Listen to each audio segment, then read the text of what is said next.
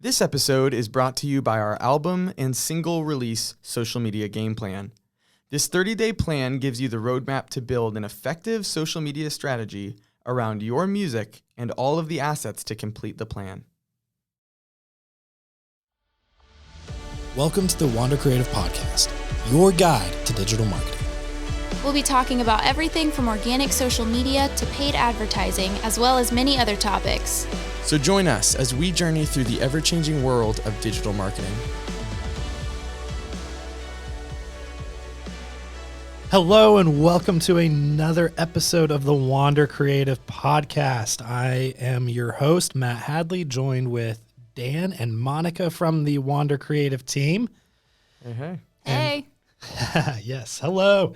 And we are excited to continue this journey through the digital marketing world with you. Today, we are going to be talking all about social media and social media management. Today, we're talking all about social media, organic social media management, all of the intricacies of that. We're going to talk very high level. Future episodes, we're going to get way more detailed and talk more strategy, tactics, all of that. And obviously, we know that if you're listening to this, you're savvy enough to know what a podcast is. So we know that you know what social media is as well. However, we just want to talk broadly about social media management and making sure that you're tending to your feed and engaging your feed well. So Monica, I'm going to jump right in, and I want you just to talk a little bit of what are some of the most important social media apps and how do we know which ones to be on for your brand? Mm-hmm. Yeah.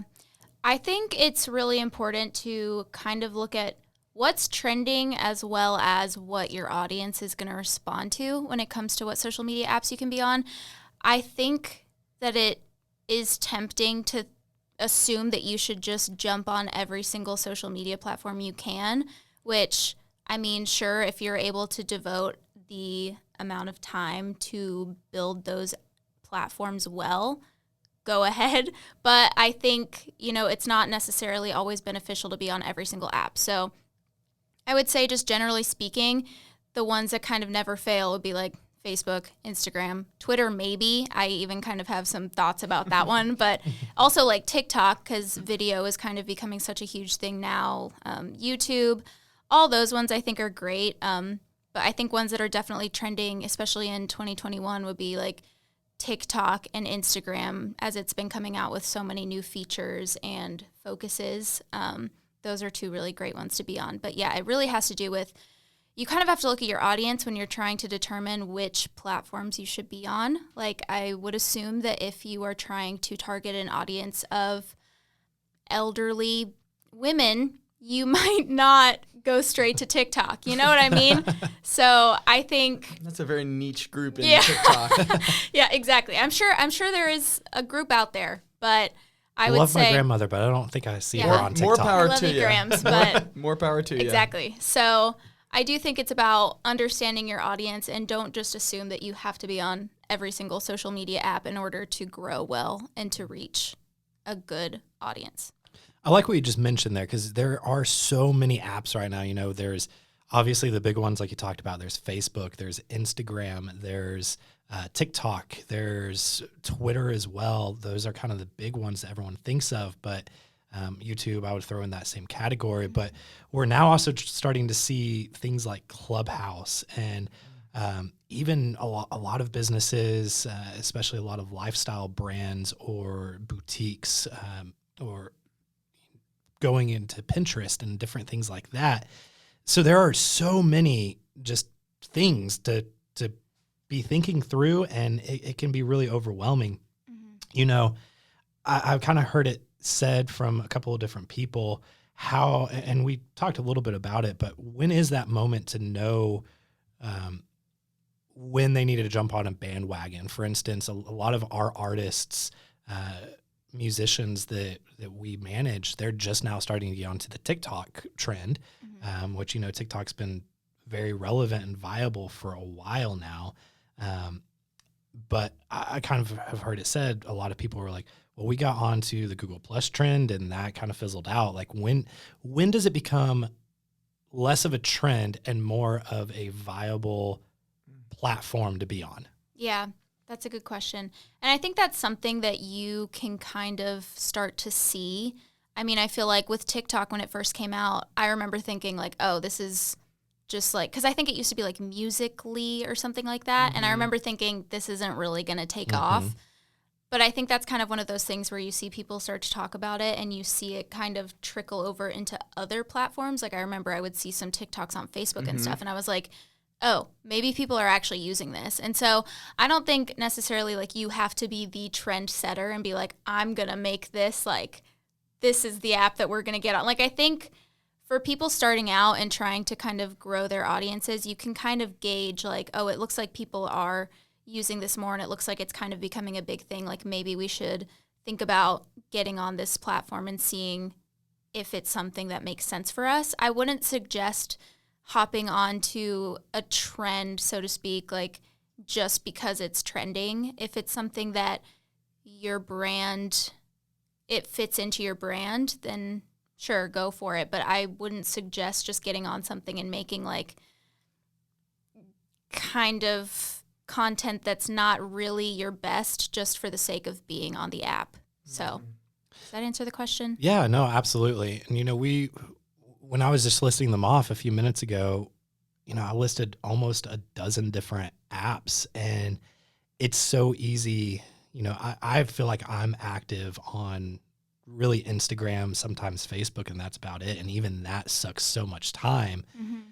If we're talking as a brand and as a business I know you just said don't be thinking about being on all of the apps, but even just half of those apps and coming up with a strategy, I've got to be thinking, well, how much time should I actually be putting to this? I mean, it seems like quite an investment, I would imagine. Right. And I guess this is biased considering my job is doing the social media, but obviously social media is so important. I think we're kind of getting out of the phase where people kind of sleep on social media management. Like I think in recent years, people will be like, that's not really a job. Like you post pictures for a living. Okay, cool. But now like it's such a great way to market yourself and to get more people to notice your brand. Like it really is so important. And in terms of like how much time you should spend, I would say, there's not necessarily like I can't give you like, oh, you should spend 40 hours a week doing so. Like that's kind of hard to say, but I will say that like the amount of time you put into your social media strategy is probably what you're going to get out of it. Like if you're making the time to create quality content, target your ideal audience, and write copy and send messages that are going to engage them and speak to them, like you'll probably get more out of it than if you're just getting on for 10 minutes a day and posting something just to have something up. Like I think I can especially see it because I do this every day. So like I feel like I have a good eye for knowing like I could tell they didn't have a lot to like talk about that day, Right. like they just had to get a post up. But like I think people can feel when something is not authentic. And typically if you're just rushing through something, it's probably not going to be super authentic and engaging. So I would say, whatever amount of time you need to put in order to have quality content that's going to reach your target audience, that's the amount of time you should put into it. And you shouldn't underestimate the power of putting time into your social media because it really is super beneficial. Plus, I mean, you have all those old women on TikTok that are spending Exactly. time on there. So You got to reach those women on Exactly. TikTok. those few women. So one of the questions I feel like as an agency we get asked a lot, and I imagine a question that a lot of people listening to this are probably thinking to themselves as well. How do you grow social media? How do you grow those numbers? That is the question, isn't it? I feel like half the time I don't even know, but Growing numbers, It's- just grow them. just grow them. Just Yeah, simply post and just you'll get followers. post and like that's people's how it accounts. works. No, unfortunately, I wish there was just like a secret, just like something that was quick. Like you do this, you'll get the engagement and the following that you want. Unfortunately, it doesn't necessarily work that way, but, things that do work are just knowing your brand. It all has to do with, like, starting internally, I feel like. So, like, knowing your brand, what your goal is. This is something Dan kind of touched on in our last episode, but, like, knowing your audience, what they want, what they're looking for, knowing your own brand, like, what are you trying to do with your social media? Are you trying to get people to buy something? Are you trying to build a following so that people will listen to your music? Just whatever the case may be. It has to start within, because if you're literally just aimlessly posting on social media with not really a goal in sight, for one, you're not really going to know how to track your success because you don't even really know what the end goal is. But I also don't think you'll be able to grow a good, engaged, trusted following from that.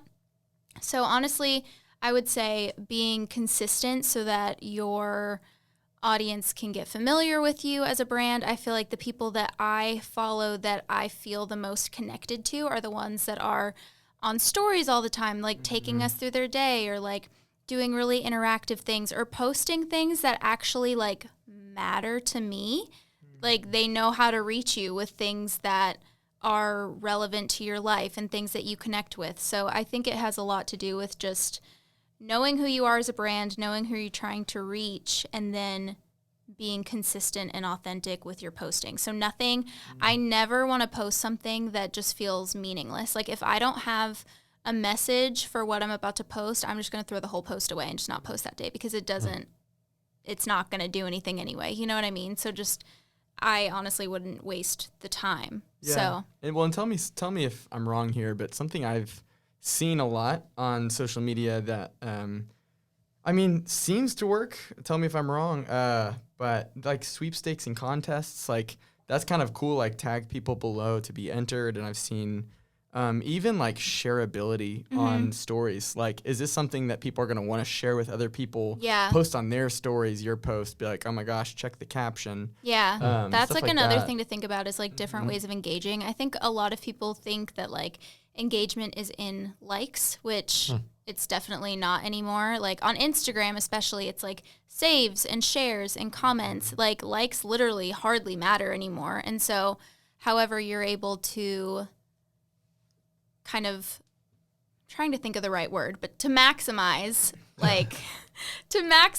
like your engagement. So that could be like hosting some type of giveaway where people share something on their stories, or tag a friend to do whatever. I don't know what you're trying to give away, but so things like that are really beneficial. And I'm always like, anytime I see a giveaway, I'm like, oh my gosh, like, I'll go follow all the accounts it wants me to follow. Like, I'll share it on my story. Yeah, exactly. Like, things that are easy for people to do.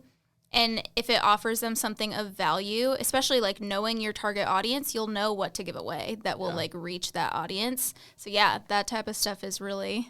We know how not to grow an audience. Exactly. Buying bots. Yeah, exactly. Not the way to Exactly. Yeah, that would definitely be in my list of don'ts for social media. There's so many spammy, like sketchy things that I've seen people try to do to grow their social media, and it's just like, It's the worst. for one, it's obvious at this point. Like, Oh, yeah. it's so easy to just go to somebody's page and be like, wow, they have 1 million followers, but they're getting 100 likes on a photo. Like, something's not adding up. Yeah. So, well, I mean, kind of going into what you just said, then, that would be your don'ts. Right. If I may, what are some of the do's and don'ts of social media, that you would have? Yeah. For the listeners. Well, I guess since I did start with the don'ts, let's continue with the don'ts. Yeah. Maybe? I Okay. guess that's pretty much everything for the don'ts. Do not buy bots. My biggest don't is just like, don't be sketchy on Don't be social sketchy. media. That's good.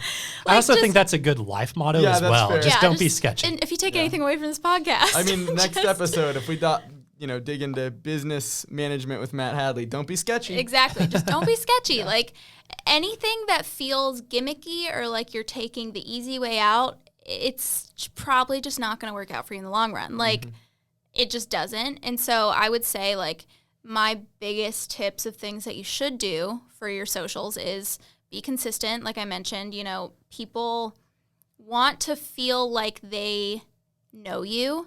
Like, I mean, that's kind of the whole point of social media, is that you're able to connect with people. I think sometimes we've kind of lost the point of that and have gotten caught up in like, oh, does this picture look good, or like, whatever. But I think when it comes to your brand, like if you're consistently providing them with, informational things that are going to provide them value, maybe some inspirational stuff that will motivate them, personality type stuff. Like people love to see your personality. So like knowing your brand's personality and sharing that, like I feel like a lot of times people think they have to keep it like strictly business. Like we can't be funny on like our stories. Like we have to keep it like strictly just business related. But I feel like lately, we've been doing a better job about this too, is like showing more of our personalities on our own socials. And I really feel like that's translated better with our audiences, because people want to feel like they can relate to you, even if you're a business, even if it's something that like you're just selling a product that they can buy. I think it's still beneficial to show them like we're also real people. So that's something that I would highly suggest. Also, just I feel like my biggest tip is just being authentic. Like, I know I feel like a broken record at this point, but just getting on social media for the sake of being on whatever's trending is not going to help you grow. And I feel like it's something people can see through even if they don't really realize it. But I think that kind of plays out when they don't feel connected to your brand, because you're not really giving them anything that they can take away. Like, you're not giving them anything they can relate to. You're just sharing a post, and that's kind of what it is. But I think if you genuinely believe in your brand and what you're trying to offer, and you know who you're going after, then the rest should kind of come a little bit easier to you in terms of knowing what types of content to post and knowing what you want to say to those people so that they will feel connected to you and that they will want to engage. So obviously, it's not really plausible that you would gain a bunch of followers in like a quick period of time, unless you went viral on TikTok or something, which is possible these days. But I think just a general, rule of thumb, something to think about, is that it does take time. And so consistency and authenticity are probably the biggest things to think about in terms of social media. I love that, consistency and authenticity. Both of those are so huge in just carrying on a relationship in life. And I feel like, social media and the digital world is exactly that, carrying on a relationship, but in a digital format, in a digital environment. So I love that you said that. So one of the questions that I feel like we get asked quite a bit when talking to different clients or just giving advice is organic, especially if you're not a personal brand, but if you're an actual business, or if you have your account set up as a business account or a creator account, is organic social media dead? Is everything now just you have to pay to play? So, you always see we even talked about it in the last episode about boosting different posts. First off, I guess this is a multifaceted question. First, is organic dead? Do you have to boost to see traction? And if organic isn't dead, when do you know when to boost versus when to lean in organic? I really hope organic isn't dead, because I'm out of a job. No, it is not. There's no way. I think this is a good question for me and Dan to both answer, but I feel like we're like battling. I'm like, it's okay, my job versus your job. I know, we're like about to throw hands right now. We're squaring up. I feel like organic and paid will always kind of go hand in hand. And Dan can kind of speak more to like boosting and all that stuff, but I would say, a general thing to think about, which is something that we kind of talked about in our last episode, is boosting on Instagram, like an organic post could be a good way to kind of get a feel for the paid advertising world, if that's something that you're trying to look into for your brand. But I do think there's so much value in organic social media because it feels a little bit more personal, a little bit more connected. I would also say that, like, I don't think organic's dead, and I don't even think you necessarily have to pay to play. But I think that as we're seeing changes in iOS. I think as we're seeing changes in social media, you have to be smarter if you're playing organic. Like, you have to be so much more strategic with the way you're going after your audience. And, you know, what's interesting is it seems like shareability, it seems kind of peaceful at times, but really, in my mind, in the marketing world, it's kind of guerrilla. It's kind of, it's really competitive because you're going after a lot of people that have very unique strategies to organically reach their audience. So I think that, you know, if you pay to play, I think it's kind of like getting that that extra little boost, like that little head start to reach the people. Like, hey, I'm going to make sure this gets in front of people and I can pay to get that done. But I also think it's really important to be utilizing your organic in a way that's so strategic and smart that it's still, you know, free to the brand. So I think they're not necessarily in competition with each other. They complement each other. They really do. So. And I think it's hard because when to boost and when to be doing organic, that's a really tough question. I think it depends on, again, what we talked about last episode. What's your ask? I mean, I would not say if it's a picture of you holding a Starbucks cup that you boost. You know, but it's like what you said, Monica. It's like, what's the point of the post? I was going to say, if you have a point, then sure. And if it's to promote something, if it is with an ask in mind, or I would really like to guide the audience somewhere, maybe that's when you either pay or organic. All right, what's a unique strategy we can get to get people to share this shareability like we talked about? Is it a contest? Is it whatever that looks like organically? But yeah, I mean, they both, like you said, Monica, are big players in that, and I don't think they ever won't be. But something to note very briefly is that in the pay category of the pay to play,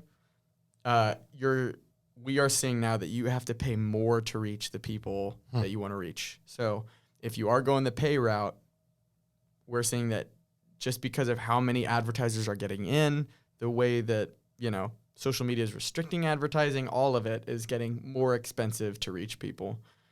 So maybe for that reason alone, it's worth it to get strategic in how you organically reach, because it's costing more to reach them via paid. Yeah. So we're filming this episode in the summer of 2021, late summer. This will probably be airing early fall of 2021. And within just the past few weeks, the CEO of Instagram came out and said Instagram is moving from a photo-based sharing platform to a video-based sharing platform. And so I guess my question with that in mind and just with how fast all of these platforms are evolving and morphing, we already even just talked about some of the new players on the block with TikTok and even Clubhouse coming up and some of these other things that we're hearing about. What type of content do we as content creators and the listener as a content creator and a brand need to be aware of and be considering when they are posting? Yeah. Honestly, it is probably in the best interest of everyone on social media who's trying to grow to be looking at the trends and to be looking at the things that are changing, what new features are coming. I know for me, like in the past, I would get an update about something Instagram was doing and I'd be like, I'm not going to do that because I don't want to. And then, you know, engagement kind of suffers because Instagram makes the rules in that sense.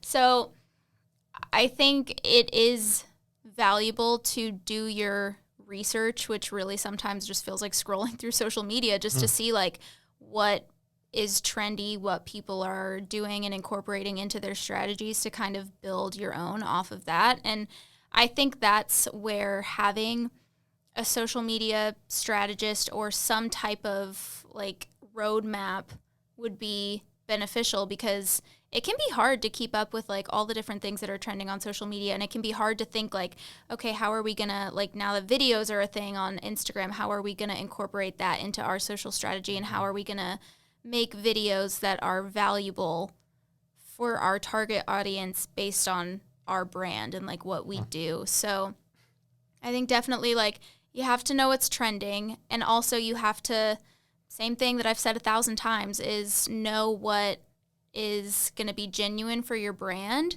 So it really is a lot of strategy that goes into it. And it's not the hardest thing in the world, but it's more challenging, I think, than people really realize. So it does take a lot of, critical thinking and strategizing, like what is the best way to still reach our audience while keeping up with all the changing elements of social media. So yeah, and I think as a photographer, it stinks. Yeah. When he made that announcement, like moving away from photos, I was like, that's the reason I'm on it. I know. It's interesting though. I mean, I do agree. I don't love the whole, but I guess we have to be adaptable. Well, and I think that.